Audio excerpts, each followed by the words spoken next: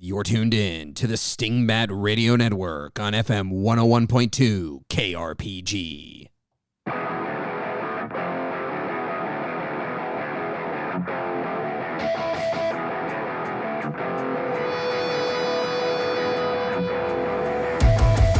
Welcome to Dungeon Master Diaries. This is a podcast about Shadowdark and other role-playing games where two GMs talk about their recent experiences at the table and hopefully give you something useful that you can take to yours. On the show today, we discuss creating and adapting monsters for use with Shadowdark RPG.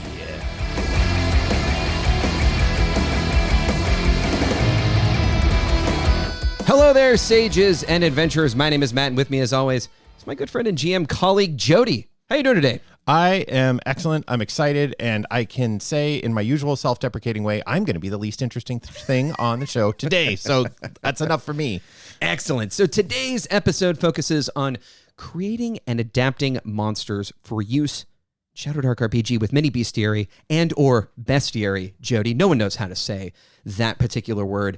A zine published by Miachel Putlack of Night Noon Games. We've used this at our tables a bunch, haven't we? We have indeed. The cult fanatic, if nothing else, is worth the price of admission, which is very, very modest. And yeah, could not be happier. But, you know, we could talk about it, or... We could, but we certainly have talked enough on this show. So we figured, why don't we just get the man himself to join us?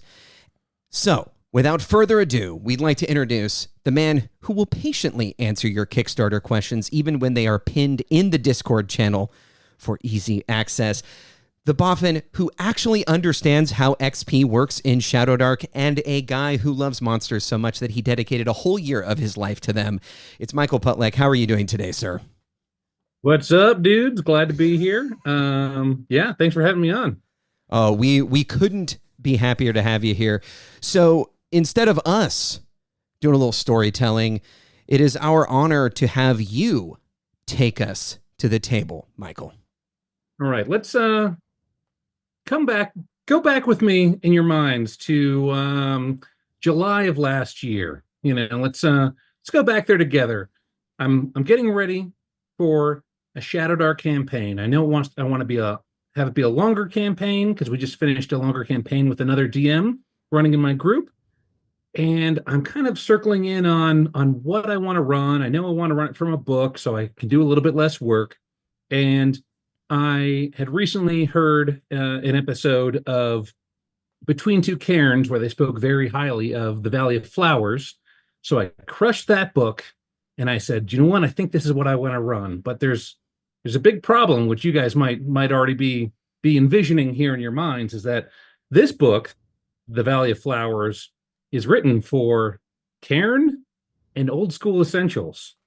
Like I said, I wanted to run a Shadowdark campaign, so there's the problem is the stat blocks kind of work, but they also kind of don't work. And that is when I knew I needed to get down to some business to prepare for this campaign and start taking these stat blocks and getting them ready for use in Shadowdark. All right, Michael. We're going to gather around the fire, have a little chat about creating and adapting monsters for use in the Shadowdark RPG with mini bestiary, and let's make that the first question. Before we get to the first question, we're not going to begin at the beginning. Is it bestiary or bestiary? According to you, it's your zine, so at least in this one usage case, you can make the call. Well, hang on. Let me just put my marshmallow on my stick here and get it going. I'm going to make sure it doesn't burn. But I think it's spelled bestiary. It is indeed. Oh, we got to move on from that quickly. That hurt a little bit. All right. You know, Michael, when we had the good fortune of having Kelsey on, we had some warm-up questions. We want to ask a similar little barrage so folks have a sense of who you are. And then from there, we'll move into talking about the campaign and the resultant zine and bestiary. And yeah, so kicking it off, I love this question. It's always, I think, revelatory. What is your gaming history in brief? How did you get into RPGs, tabletop gaming in general? What was your moment? How did you come to this wonderful, wonderful hobby? Sure. So it was about, I think, 12 or 13 years ago at this point, and a buddy had been running a table with some folks, and he had 2 slots opening up. So we invited my partner and I to join up. They were playing D&D Next at the time, which, if you guys might remember, was the playtest for D&D 5e. So we jumped in there and played for a few months before starting a full-on campaign using 5e. My partner and I moved to New Zealand a little bit after that, and we joined up at the university she was going to grad school at. She at the university she was going to grad school at had a D&D club, so we ended up playing some games there, 13th Age, and some other games that weren't really 5e, even though we would have liked to have been playing 5e. But it was also the first place that I got introduced to sort of a one-page micro RPGs, which was super cool. When we moved back, we were fortunate enough to join back with our original gaming group. And then, the pandemic hit, and that was not great news for us, but it helped me since I was furloughed and still am. And with all that extra time, I was going to grad school, but I had a bunch of time to start working on my own sort of games, and ran a campaign with some friends who were in our bubble, using In the Light of a Ghost Star by Nate Tremay.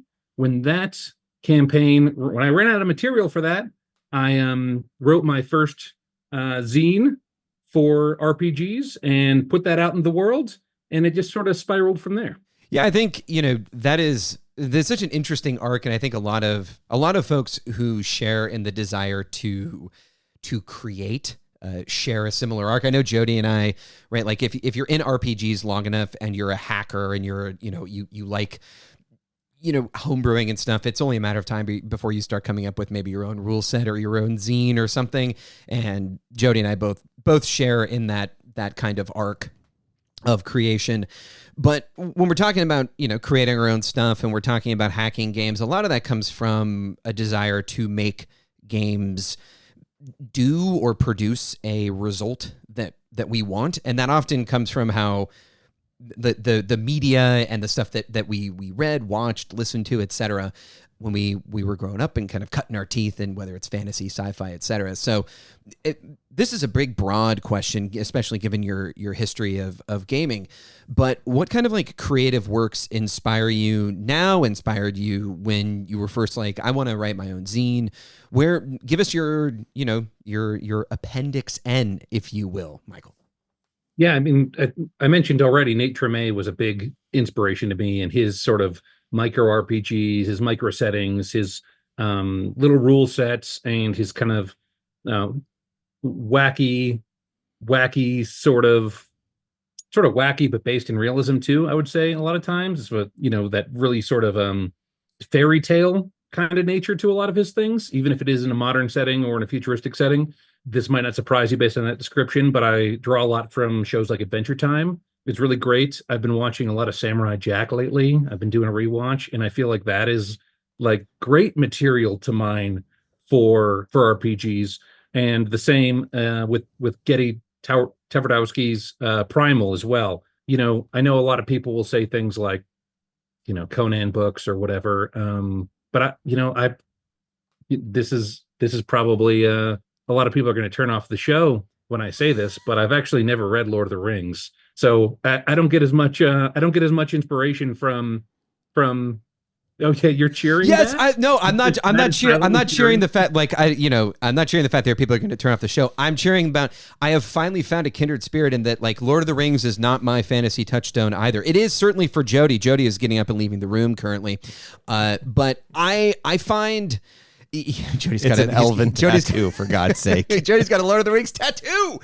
But I have often felt, and I think I might have said this on the show at one point, I've often felt like there is an assumption built into fantasy RPGs and built into just like fantasy in general that we all sort of agree that one of the seminal works is the Lord of the Rings. So I have tried to make it through the books, and I have kind of done it when I was younger, but I too share in the sense of like, I don't know if I actually really read them. I think I might have been young and skipped a few pages of, explanation and expository text. But I didn't mean to interrupt you, Michael, but I felt like a genuine sense of being seen.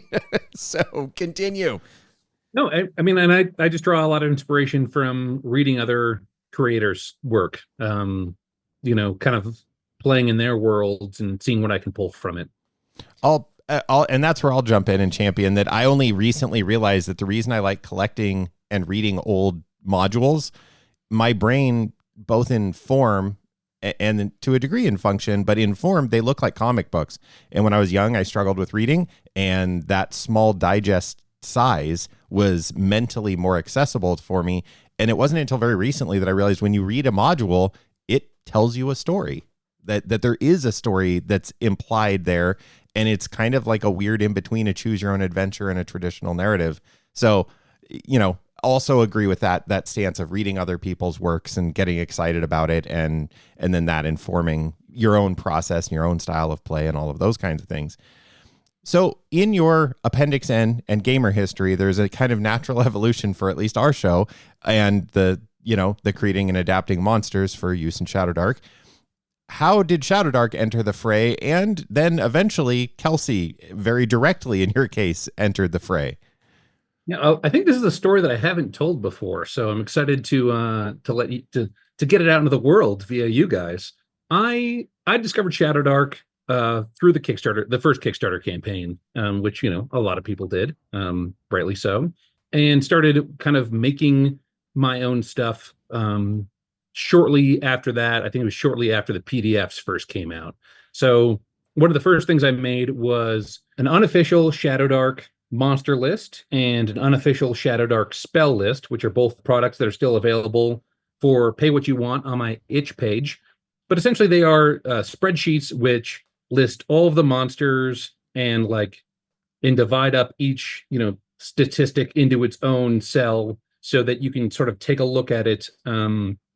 It makes it easier to compare and contrast monsters or spells or whatever. And I saw this as a way to help people and help myself homebrew monsters. Sort of adapting monsters wasn't even really in my mind at that point. And I made that, and the way I got hooked up with Kelsey was she sent me a Discord DM saying, hey, you can't have all these Cursed Scroll monsters in this thing. The license only covers the core rules. So now, of course, the version that's available only has the monsters from the core rules. So, that was my first interaction with Kelsey directly. And my dad, who passed away about a year and a half ago, and my brother and I went to Las Vegas for the NBA in-season tournament to check out some games. And I knew that Kelsey lived in the area, so I did the thing where I reached out and said, hey, I know I'm a random man from the internet, and I know that there is some concern if you were to say yes, but do you want to meet up for a coffee or something?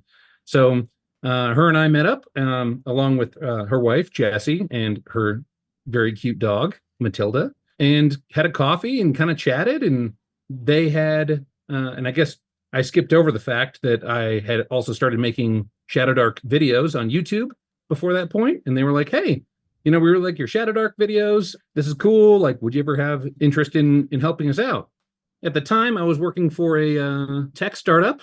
I had recently been told I needed to stay in my lane. So instead of being helpful, I started working 20-hour weeks and started getting better performance reviews for it. So that was great.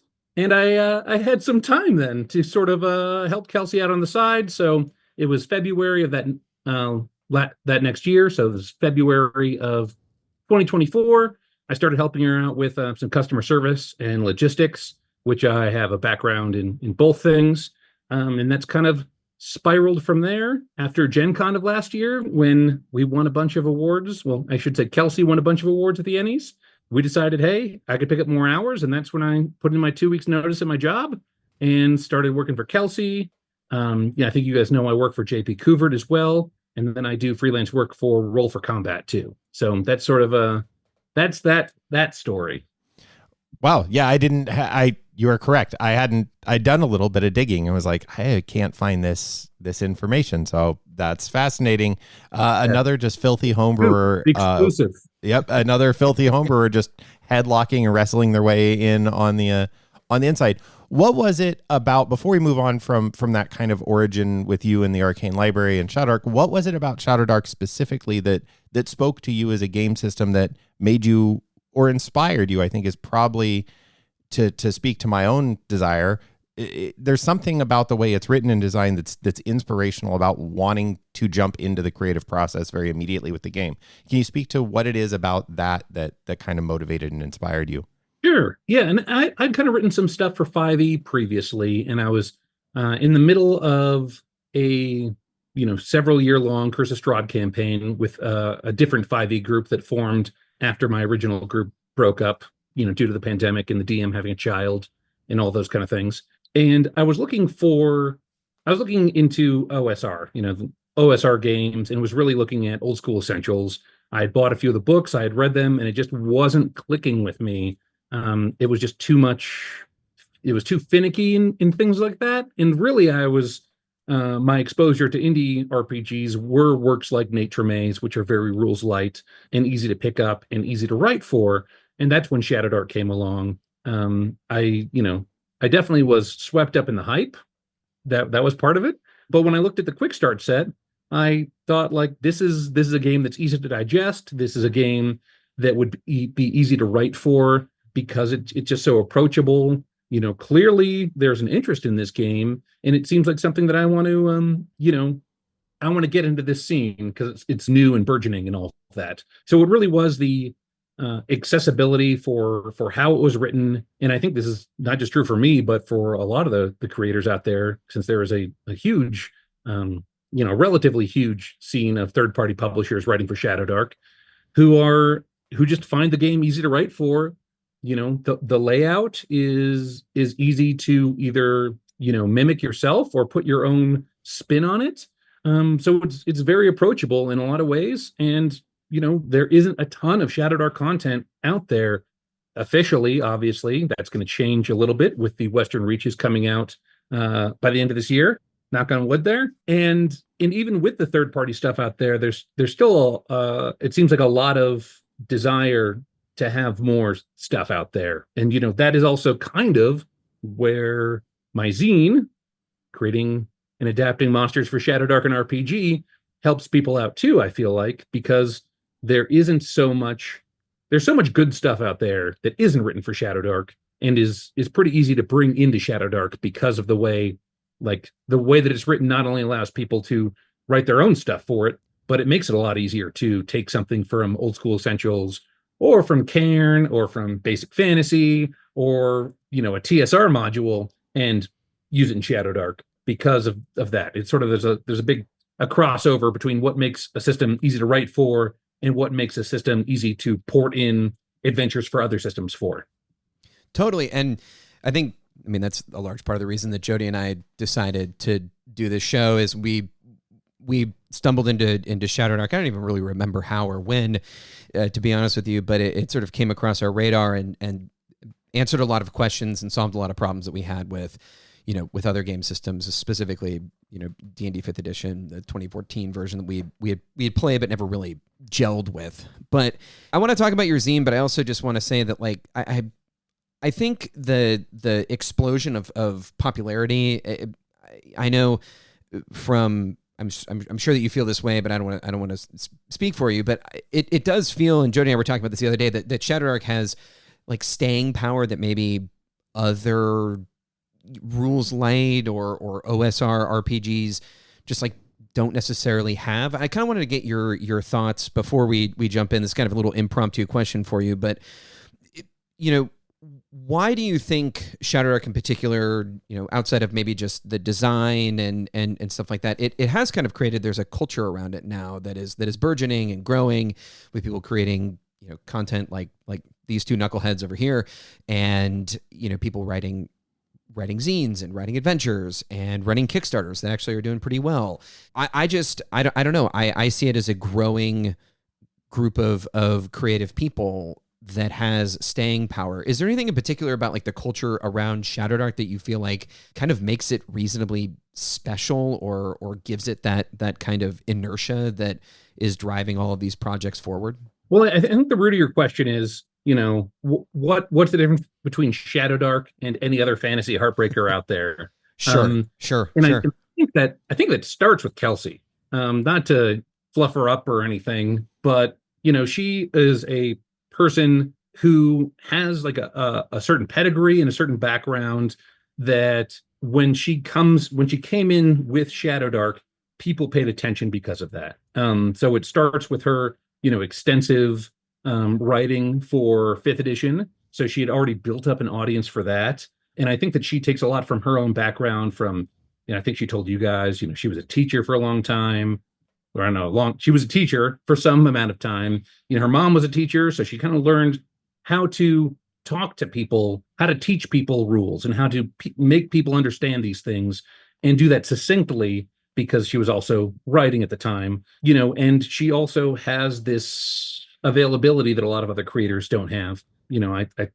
I know it's a little bit less when she's heads down writing, which she has been and will continue to be doing for the next few months, but I think that is what draws people to this game, because it's someone that they see like literally see in the community participating, and it's someone that they want to support. She's friendly, she's out there, she's helpful, she's encouraging of the third-party community, and then she has this pedigree that her GM when she was growing up was playing with Gary Gygax. She's been playing this game since she was like 12. In the old school style. And I think that does a lot to convince a certain portion of her audience that she's legit, even though I think she's legit even regardless of that. But yeah, it's about the community she's built. And once you build that community, I feel like it's been very self-sustaining, with folks like you starting a podcast and folks writing adventures for the game, feeling that positivity and that welcoming nature of the community. I think it's something really special. And the Discord and the Facebook group, things like that, they're really welcoming places on the internet, which is rarer by the day. True, and well spoken about the welcoming nature. And yeah, I mean, certainly our brief time chatting with her echoes a lot of what you said. And yeah, the bona fides, as Matt, I'm stealing a Matt phrase there, are kind of self-evident, but also I think that's a great observation that they carry through. Let's get to your table and your home game and this wonderful, I'm just going to call it what I think of it as is a resource. That creating and adapting monsters is a toolkit in kind of the most literal sense. To dive into the zine, it begins with some core assumptions that I think may have hooked both Matt and I right off the bat around it's more about vibes. So, and then from there, you kind of go into 3 very specific options around how to approach converting monsters. I love that it does what it says on the tin, tells you right up front, here's what we're going to do. Can you talk a little bit about the vibes, and then maybe a little bit about like a very high level intro for folks who don't know about those 3 methods? Yeah. So, and before that, I'll just say you hit the nail on the head when you said it's a resource. And that's when I started writing it, that was my first priority, was to make a tool for other folks in the Shadowdark community, whether they're writing their own stuff or whether they're just need to bring it to the table to use in their home game. And that's also a reason why it's available for pay what you want on my itch page, because I want it available for people to use. And whenever someone says, hey, like you guys, oh, I've been using this all the time, like that's the highest compliment I can think of for this thing, which is so cool. So going back to your, thoughts about vibes, every system is different. Like Old School Essentials is trying to ape BX D&D as closely as possible. Maybe the Ascending Armor class they put in there as an option and trying to clarify things. But at the heart of them, they're different systems. They're written in different periods of time, which I think are very important distinction. Even old school gamers now, and this is I think, as you guys both know, a big argument within the OSR community of whether the OSR ideology is actually reflective of the way that the D&D was being played in the 80s, or whether those are just like lessons that have been retroactively drawn out from those modules and how it should be played. But every system, my point is, every system is different, and the design philosophy of the monsters is going to be different. The design philosophy of the adventures, the culture of play is going to be different no matter which game you're playing. And so there's never going to be an exact analog for anything. If you want to play, if there's a zombie in Cairn, like at the end of the day, that zombie like is gonna be a little bit different than a zombie in Shadowdark, or a zombie in Mythic Bastionland or whatever. They're all slightly different. So there is an amount of vibes needed because there is no exact analog. So essentially, I've broken it down into 3 ways to take monsters from other systems and use them in Shadowdark. The first one is build by equivalence, which is just the basic, I have a bugbear in my 5e game, so I'm just going to use the bugbear stat block in Shadowdark. It's going to be close enough. Like I said, they're still different, but it's generally close enough. It's going to work pretty well for you. The second option is build by adaptation. So that would be the example I use in the book is if you need a bandit captain, there might be a bandit captain in 5e, but there isn't one in the Shadowdark bestiary. You take the bandit from 5e and you make some tweaks. You make some tweaks to it to make it into a bandit captain in Shadowdark by taking the bandit stat block from Shadowdark and just, upping its level and hit points and giving it one more ability or whatever. So gentle tweaks like that. And then the most involved option is option 3, which is building by benchmark. And that is sort of when you look at the individual stats that a monster might have and then sort of translate that to Shadowdark. That starts with the level. So, I kind of mentioned that the unofficial monster list that I have is sort of a companion piece to the zine because it has all those monsters listed out. And I also have, and this is something I added in the last few months or before the zine came out, was another column that lists the 5e challenge rating of all of the monsters. So if you look at in the book, I have Yak Folk Warrior, and you look at the challenge rating of that, and of course, Yak Folk Warrior isn't in the Shadowdark core rules.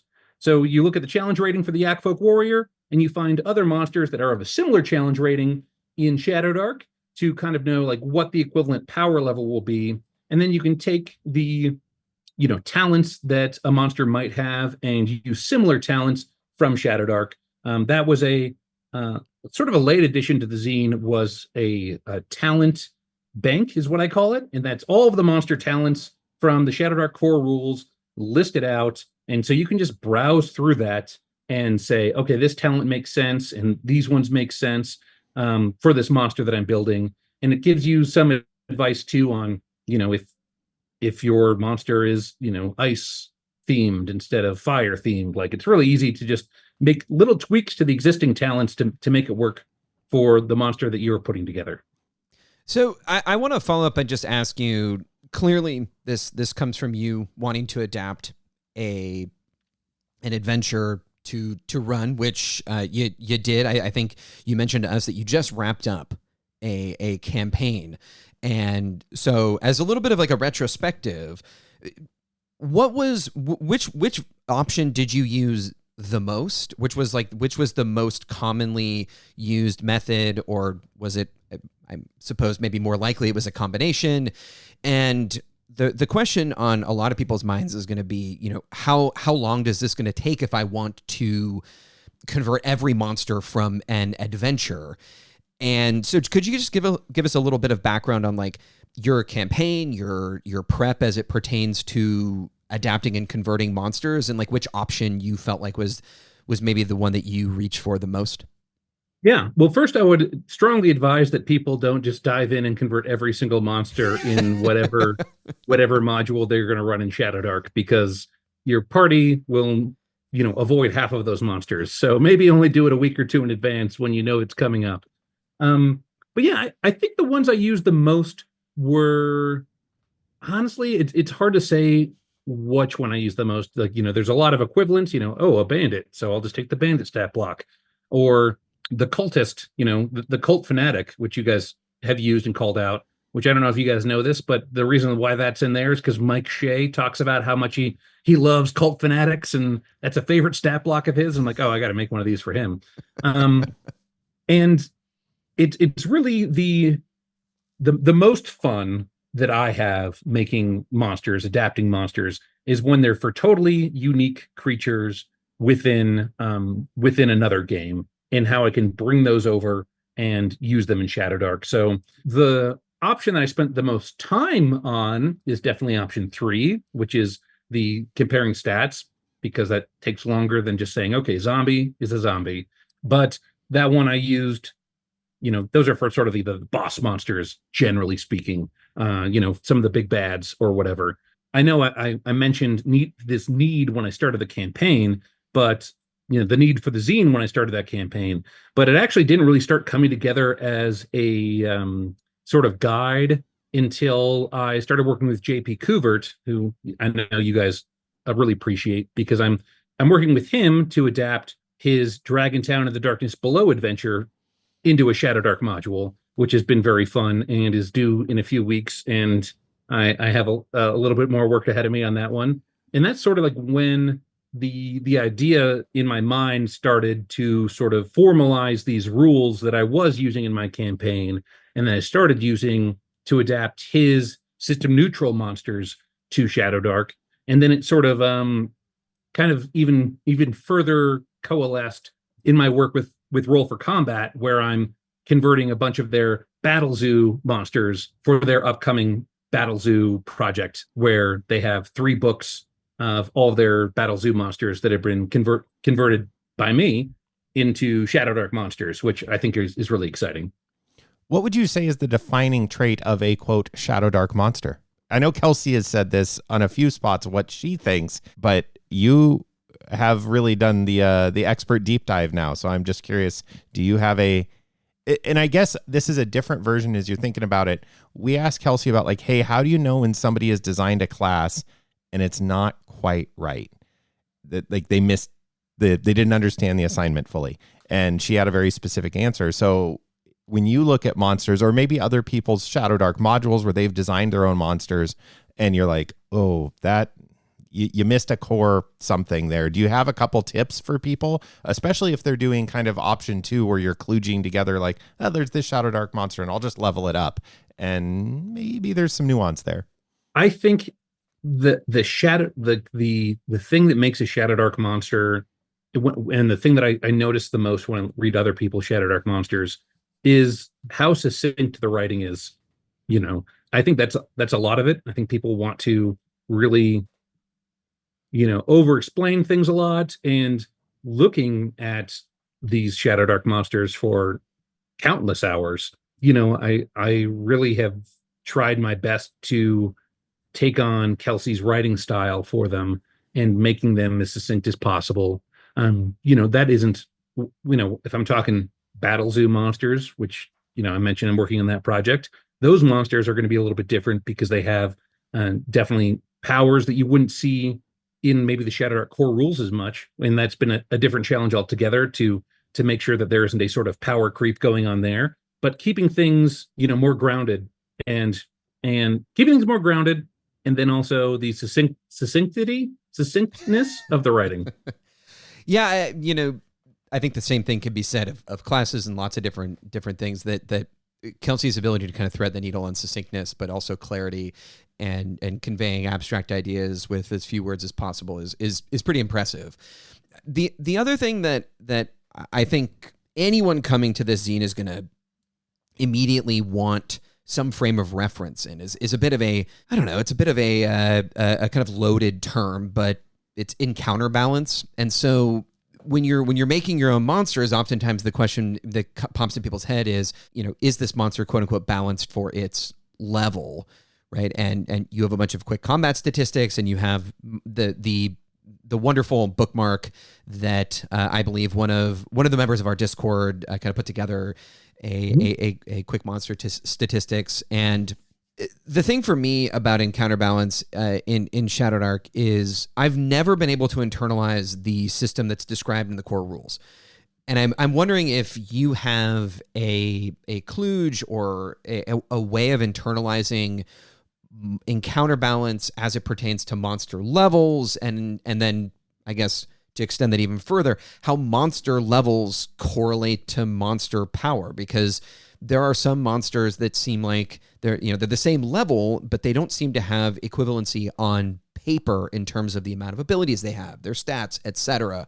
So could you kind of unpack like balance, levels, and that kind of lack of similarity across certain monsters at the same level. And I'll definitely shout out Matt Dietrich, who did make the quick monster statistics, the original version of that, which he was kind enough to license to me to include in my zine, which I did turn into the handy bookmarks that I have.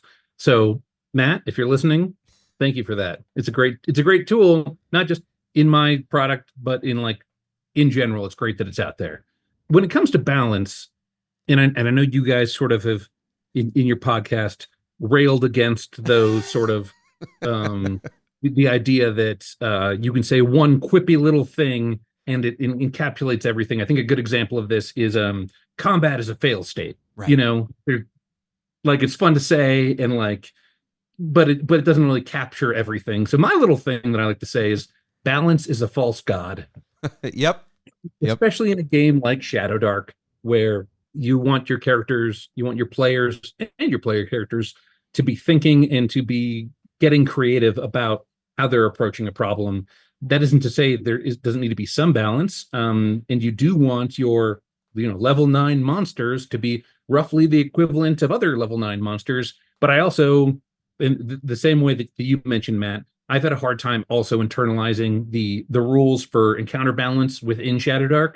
I know generally it is, the monster level is a rough equivalent to player level, but sometimes they get more attacks or they might be able to cast 2 spells in a round or whatever. So I think it's important the important thing is making sure that the sort of the damage output and their abilities are more in line with other monsters that are of the same level than it matters if the damage output of a level 5 character is the equivalent of 5 level 1 characters or whatever it is. So then you at least can kind of, again, vibe check it, like Jody, you were saying, since that's how I DM, is a lot of vibes. So yeah. Does that answer your question? Was there more to that?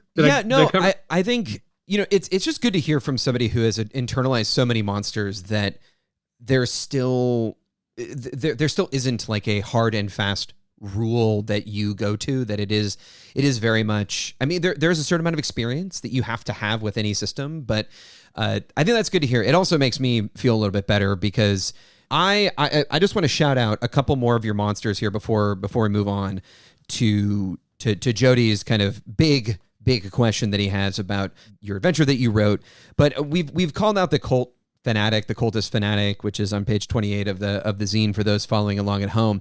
But I recently ran a level 10, basically a one shot, but it was the end of a Barrow Maze campaign, and I kind of manufactured this kind of 5-room dungeon at the end and had a couple rooms of bosses and then a final boss, and I used both the Legion of Bones, which is on page 34, and kind of changed and reflavored them, but I used a lot of the monsters, the 3 monster stat blocks there, and they all turned out excellent, and I was both surprised and also delighted at sort of how they ended up, with very minimal on-the-fly reflavoring, how they ended up working in concert with the vampire dragon on 32, which I kind of scaled down on the fly. I had the vampire dragon and Legion of Bone, kind of reflavored the dragon as an undead dragon, and all of those stat blocks felt like you could just pull them from the Shadowdark RPG bestiary, and they were right at home. It is a testament both to your internalization of how monsters are supposed to work, but also that they were so easy to just run on the fly.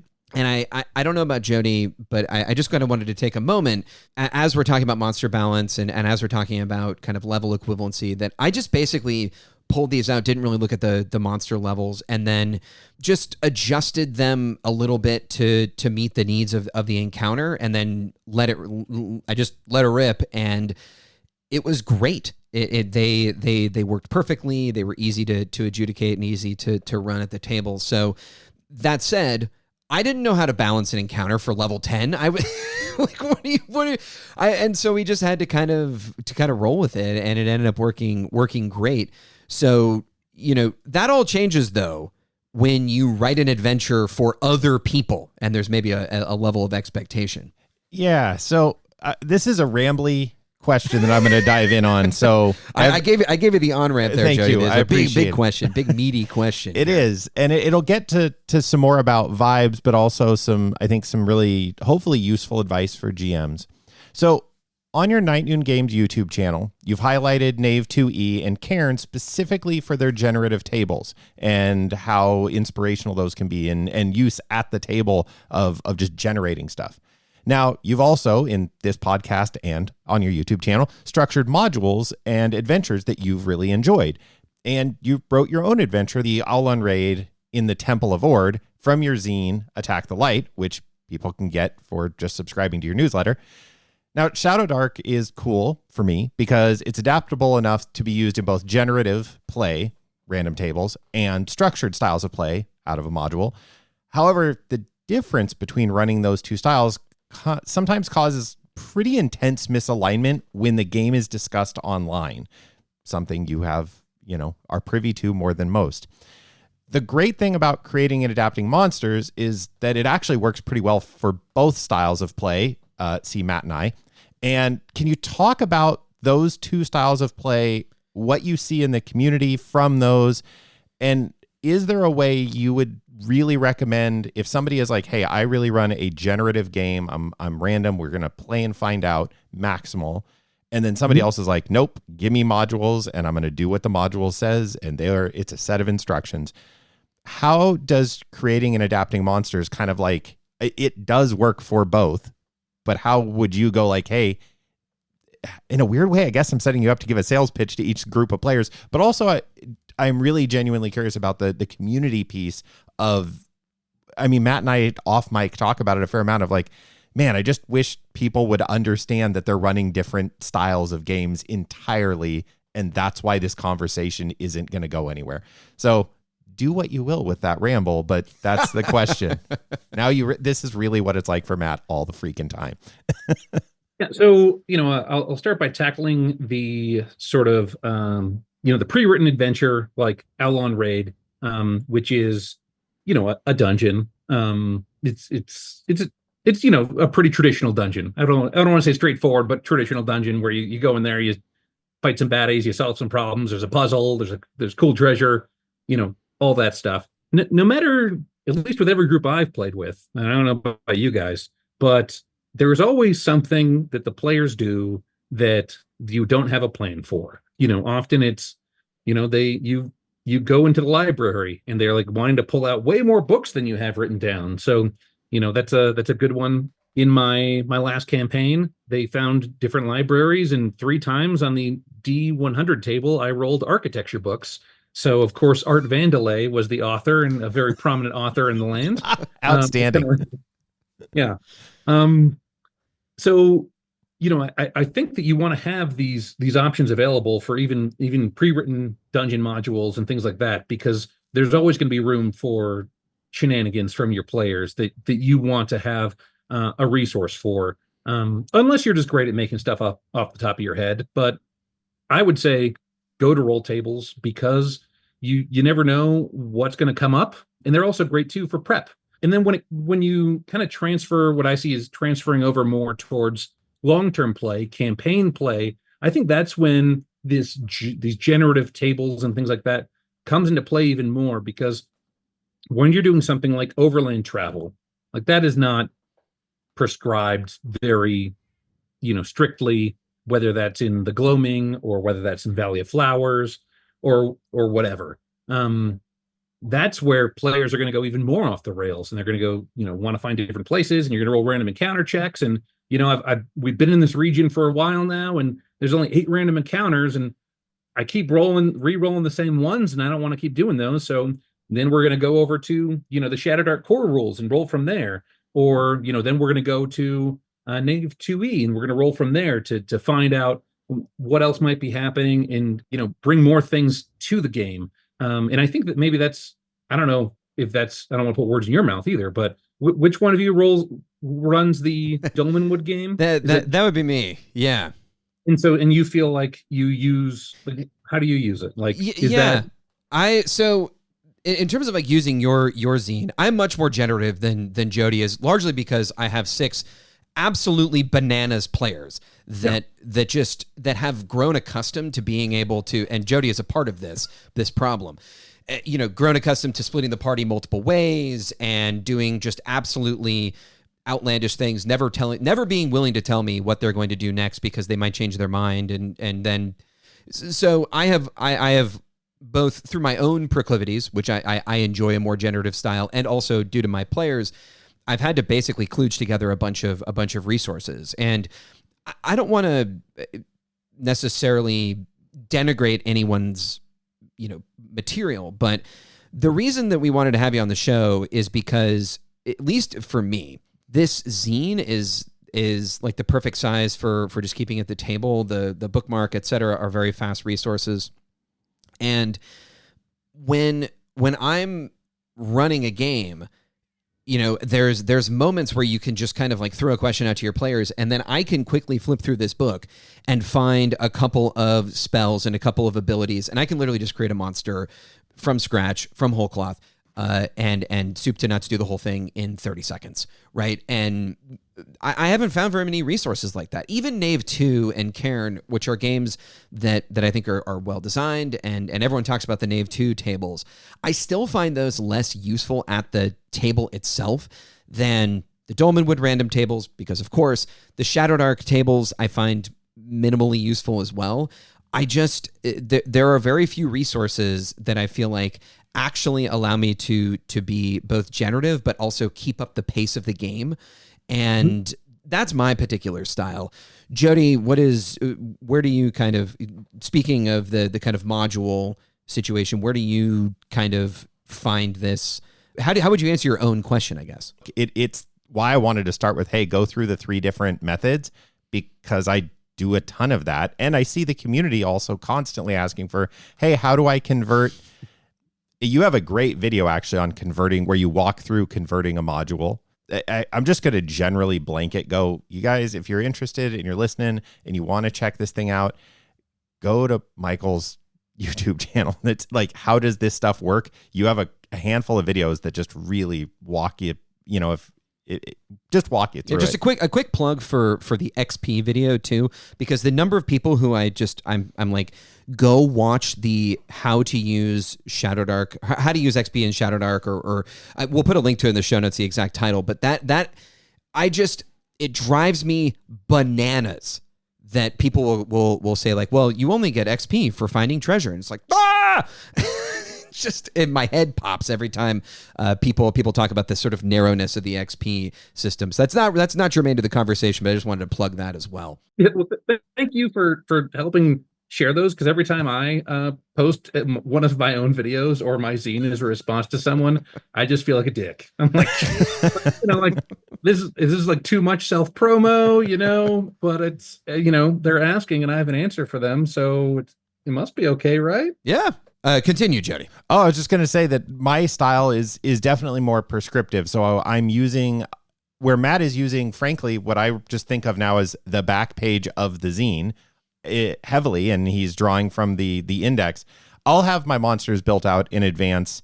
And if I'm going to have a rando monster just show up, I'm going to grab from a known quantity that would be common in the world, or I'll have, good old self-built encounter tables. So even my random isn't random because I wrote the table that's going to be the random table that they're going to interact with. So because I'm a micromanager, hyper controller of what is the flavor of the world in the region. That's the story I like to tell. So, again, it works great for both. Totally on the fly, 30 seconds. Matt goes, bloop, here's a monster, and it feels right, works right. And in my case, it's, all right, well, I'm going to have my script and I'm going to be ready to go, and I'm going to dive into this cool dungeon, and I'm going to fight these lion monster guys and recover a thing. No spoilers, because it's a fun dungeon to go into. Yep. Yeah, got my fingers in my ears. Or fight giant bees, whatever it may be. All right. I think with that, let's take a quick break. Let's hear from a sponsor, and let's come back and wrap this thing up. This episode of Dungeon Master Diaries is sponsored by Urban Elf Fitters, your source for clothing, boots, and dungeon-ready drip. Tired of crawling through crypts and hand-me-down chainmail? Sick of adventuring in mismatched boots, torn cloaks, and that weird-smelling tunic you looted off a skeleton 3 delves ago? Well, you deserve better. Urban Elf Fitters is the only outfitter blending function, flair, and just enough enchantment to keep you looking fresh and alive. Whether you're delving into cursed tombs, crashing a vampire's masquerade, or just vibing at the tavern, do it in style. Shop their best sellers, the Roguish Intent Cloak, pitch black, weather-resistant, and reversible for maximum versatility of your fit. Dungeon-grade boots, also waterproof, pre-stained, and with a steel toe for kicking some undead ass, now in blood splatter beige. And their patent-pending elven booty slides. Your all-in-one camp shoe that comes on and off easier than that ring of portals. Plus, every purchase comes with a complimentary pocket of holding, a micro-sized pouch that still fits 3 rations, 1 dagger, and your crippling fear of the dark. Use code CRAWLFIT at checkout for 15% off your first order and receive free shipping.